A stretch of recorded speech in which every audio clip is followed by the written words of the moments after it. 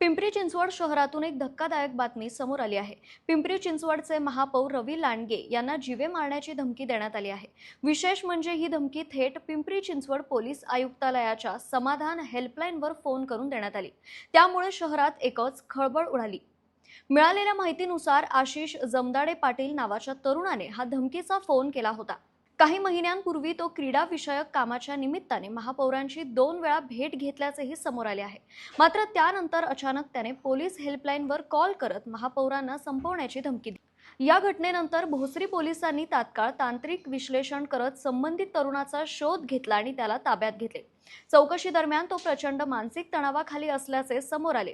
त्याची मानसिक स्थिती स्थिर नसल्यानेच त्याने हे कृत्य केल्याची प्राथमिक माहिती पोलिसांनी दिली आहे। महापौर रवी लांडगे यांनीही याबाबत माहिती देत संबंधित तरुणाला समज देऊन सोडण्यात आल्याचे सांगितले। दरम्यान शहराच्या प्रथम नागरिकालाच थेट पोलीस नियंत्रण कक्षात फोन करून धमकी देण्यात आल्याने राजकीय वर्तुळात चर्चांना उधाण आले असून भोसरी पोलीस पुढील तपास करत आहेत।